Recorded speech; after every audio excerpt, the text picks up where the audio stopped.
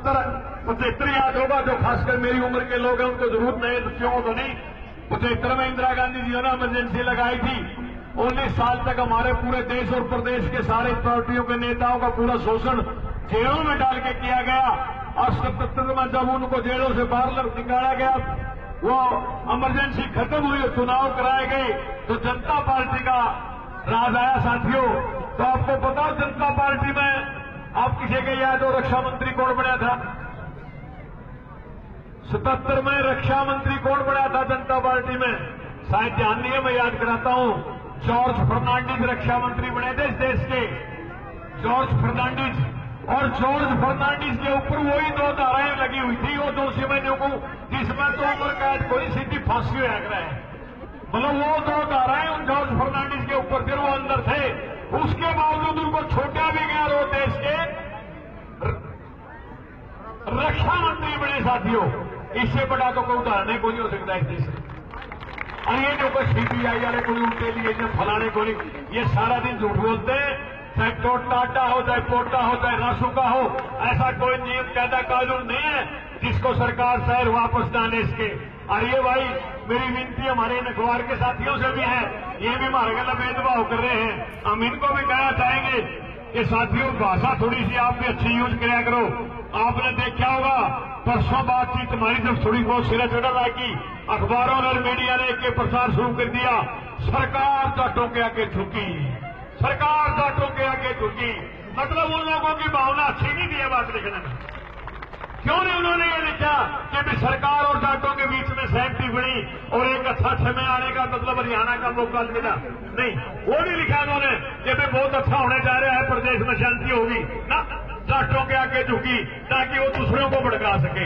ये वही पिछली चाल चलने की कोशिश करते हैं। तो इन अखबार के साथियों को भी मेरी विनती है कि साथियों ये भाषा थोड़ी सी ठीक लिखा करो, कि अच्छी बात नहीं। आपकी बड़ी बड़ी जिम्मेवारी है, लोकतंत्र के चौथा स्तंभ को लाते हो, तो इस प्रदेश देश के अंदर आपने इस लोकतंत्र की रक्षा करनी है। आपका एक शब्द आपको कुछ गड़बड़ करवा सकता है, इसलिए इस भाषा पर संयम करें। और दोस्तों आपको याद होगा कि पिछले हमारे आंदोलन के समय इस प्रदेश में मुझे कहते हुए दुख हो रहा है, मैं कहना ही चाहूंगा कि हमारी न्यायिक प्रणाली, हमारे जो जज, बड़े बड़े कोर्टों के जज जिनका हम परमात्मा मानते हैं, और भी माना आदमी को नट दे हम तो उन्हें भी माना, उन्होंने कुछ मुद्दों पर, उनका मुर्थो भी एक था, उसका सौते संज्ञान लिया। सौते संज्ञान क्या होता है कि वह उन्होंने अपने आप खुद उसके ऊपर कार्रवाई चालू करा दी, उसके ऊपर खुद अपने आप कार्रवाई चला दी और उसके ऊपर मुर्थो पास से मुकदमे चलने हैं। आदमी कोई नहीं, ना कोई रोड़ा है, ना कोई गलत काम होया। तो हम उनको न्यायाधीशों से भी हाथ जोड़ के विनती करते हैं कि न्यायाधीश जी या गरीब जनता, ये जाट पिछले 49 दिन से बेचारे लाखों की संख्या में ये बैठे खेता यार सड़कों के बराबर में खेता में बेचारे भूखे बहाने, इनके छोटे छोटे बच्चे 90 साल के बुजुर्ग ये बैठे, इन गाड़ी भी लिखा लो, एक तारा ध्यान क्या जगुन जानता इन गाड़ी तड़का 19-20 बात होगी, तो सारे ने बात बढ़ जाएगी, सारे तुम संज्ञान भी लोगे, बड़े बड़े पत्रकार भी बोलेंगे, बड़े बड़े जो हमारे खिलाड़ी हैं, बड़े बड़े सिनेमा के बड़े बड़े वो कलाकार हैं, जो अभिनेता अभिनेत्रियां हैं, वो भी पता क्या क्या कहेंगे। आज कोई आवाज नहीं उठा रहा, कोई साहित्यकार नहीं बोल रहा कि जाट पिछले 49 दिन से लगातार बेचारे परेशान हैं, अपनी मांगों को मनाने के लिए लाखों की संख्या में रोजाना सुबह आके बैठते हैं, इनकी मांग मानी जानी चाहिए। कहां गया वो मानव अधिकार आयोग जो बात करता है अधिकारों की? आज क्यों नहीं इनकी मांगों की बात अब देखा जाता? मानव अधिकार क्यों नहीं सरकार को कहता कि मैं इनकी मांग को सुना जाना चाहिए और माना जाना चाहिए? ये बेचारे मरने हो रहे, बुरा हाल हो रहा, 49 दिन हो गए, तड़के दिल्ली जाओगे तो भाई इसके लिए जिम्मेवार कौन है? तो ये सारे साथी सुन ले, इसके लिए जिम्मेवार ये लोग नहीं है, क्योंकि तो 49वां दिन हो गया शांतिपूर्वक बैठे रहे, कोई गलत काम नहीं हुआ, कहीं कीड़ी तक का नुकसान नहीं हुआ। ये तो हमारा सबसे बड़ा उदाहरण है कि हम कितने शांति प्रिय हैं। उसके बावजूद ये कभी ध्यान नहीं दे रहे। कल मजबूरी में हम हरियाणा सरकार नहीं सुन रही तो हम केंद्र की सरकार को अपनी बात कहने के लिए दिल्ली जाना चाहते हैं, दिल्ली जाएंगे। और अगर हमें केंद्र में जाके हमारी बात कहने से किसी ने रोकने का प्रयास किया तो साथियों उसका जिम्मेवार वो रोकने वाला होगा, हम नहीं। हमारी कोई गलती नहीं भाई, हम तो मजबूरी में दिल्ली जाएंगे, बड़ा कर रोड छोटा नहीं माना तो बढ़ना कर जाएंगे रोड, केवल हमारी सुनता को नहीं, छोटना तो सुन ले। और जब उसके बाद को उड़ाए तो रोकेगा तो वो जिम्मेवार तो होए होगा। आज बहुत से अफसरों ने भी, मुख्यमंत्री ने भी कानून हाथ में नहीं ले जाएंगे।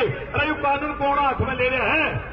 तो ले रहे हैं, ये तो बेचारे बैठे 49 दिन हो गए, तो ध्यान तो दे लेने का नहीं, मजबूर कर रहे हैं आप लोग इस बात के लिए हमें।